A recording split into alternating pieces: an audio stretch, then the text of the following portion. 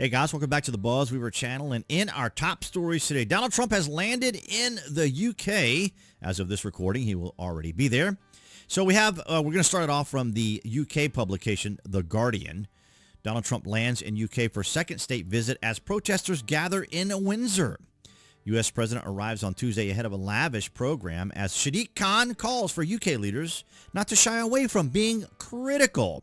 Now, Sadiq Khan is the mayor of London, and the reason he says this, of course, as we know, the British are very formal. They exercise decorum. They're polite. They're courteous. They're friendly. They're welcoming. And Sadiq Khan Sadiq Khan wants to ensure that the leadership in certain areas there are allowed to take their jabs. Donald Trump has landed in the UK ahead of an unprecedented second state visit. The U.S. President and the First Lady, Melania Trump, touched down on Tuesday evening at London Stansted onboard Air Force One ahead of a series of events over the next 2 days, including being hosted by King Charles, military parade, and a possible flypast by the Red Arrows alongside British and American F-35 jets. It comes amid criticism in the UK of Trump's policies and rhetoric, with the Stop Trump Coalition gathering for a protest in Windsor on Tuesday, and the group planned another demonstration in central London on Wednesday.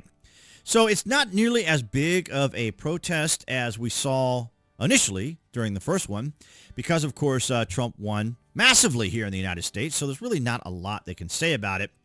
The BBC, a little more polite with their intro here. Tomorrow is going to be a big day, Trump says as he arrives in the UK for a second state visit. There was some additional notations here to look at. So tomorrow, King Charles III will meet President Trump at Windsor Castle to start the 2-day UK state visit.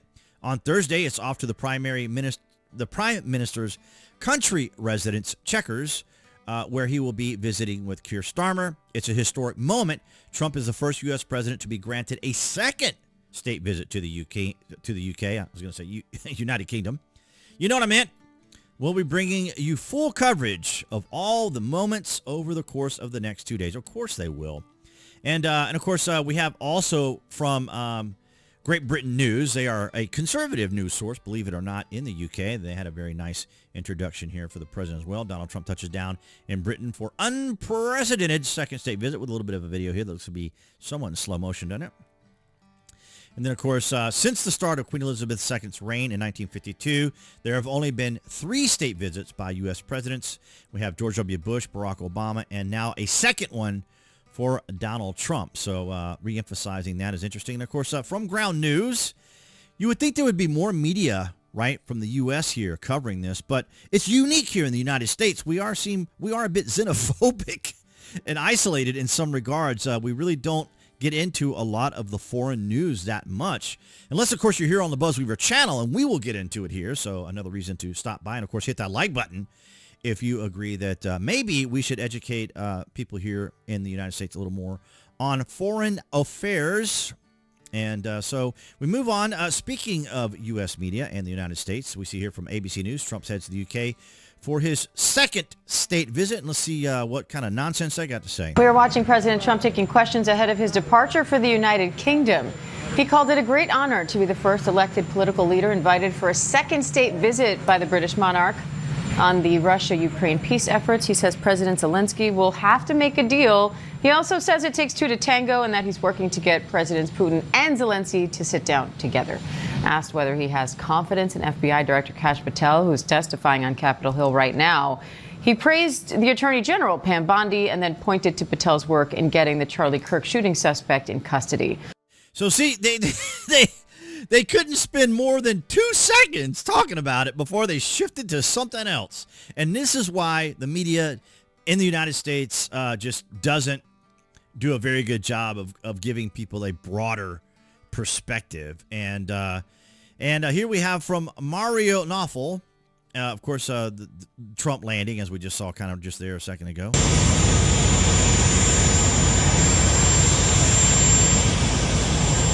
There he is with Melania. Did it say who the gentleman is?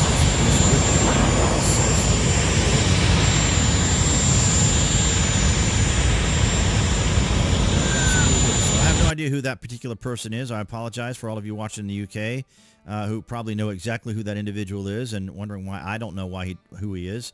And then we have also, looks like Secretary Marco Rubio is also going to be there, joining President Trump on his second state visit to the United Kingdom. The only president to ever receive this honor. I plan to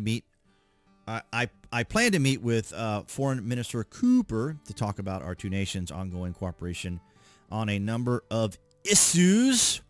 So we have that. And, of course, without doubt, here in the United States, we have our native leftist here, Myra, and she's got to post this. And then, of course, my response to that was right here. They aren't going to call out grooming gangs because that would be considered racist.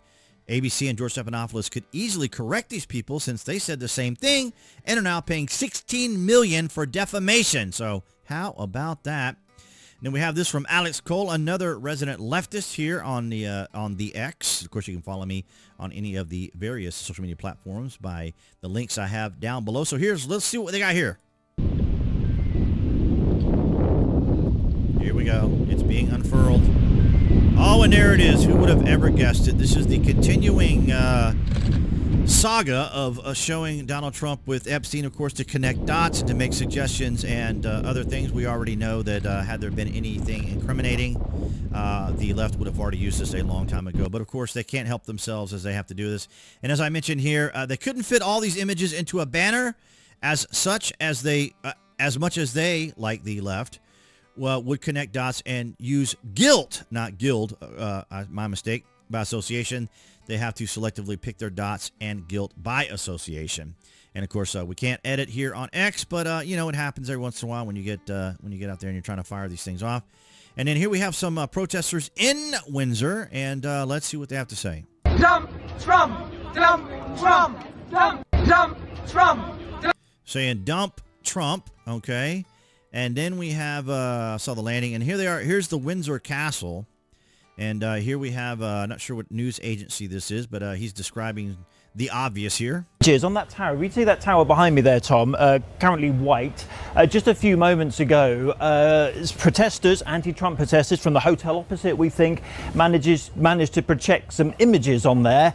And what were they of? As you can probably see from some of these pictures, Donald Trump, Jeffrey Epstein, Prince Andrew, and Jeffrey Epstein. That could not be a little more tricky and difficult just moments after Donald Trump arrived here. So, yeah, you couldn't really call it a security breach necessarily, but in terms of the diplomacy and laying on the charm, I'd say that was a bit of a massive failure. Let's just talk about tomorrow. Right, because, I don't think it was a failure. I think it was intentional. They allowed them to do it. I mean, they shut people down from making posts on social media, so they could have easily, dealt with this. But, of course, they don't because, like many here in the United States, the left are going to be the left, and they're going to be able to do what they're going to do, or they just scream, oppression and fascism and these sorts of things. But, of course, as I mentioned earlier, the migrants that are in their country have no loyalty or allegiance to their country, and they don't respect the culture, they don't respect the laws, they don't respect the governance of these nations.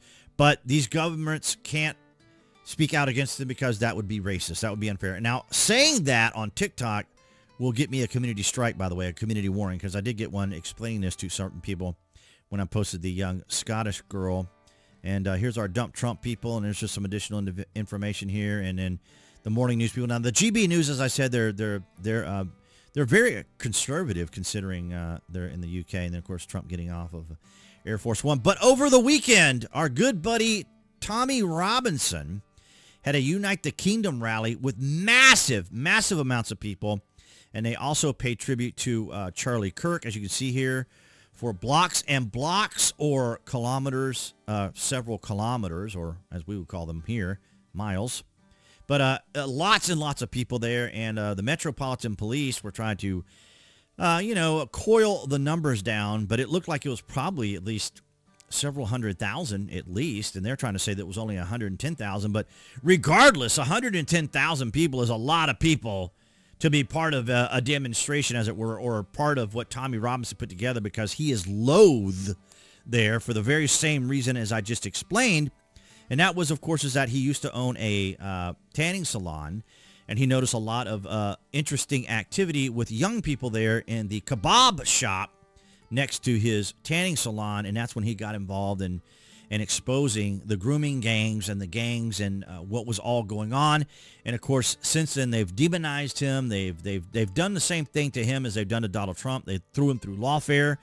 He has been arrested 2 different times and has served time in jail 3 different times for pointing out what was going on there in the UK with the migrants and the migrant situation, and of course with grooming gangs. And of course to them that's racist. You can't talk about these things. You got to be sensitive. And it's like our video we covered yesterday on Tyler Robinson and the exchange with his lover, I guess would be the simplest way to put it. In the exchange there, trying to dampen down the fact that despite all of that, he was part of a political assassination. It's absolutely extraordinary.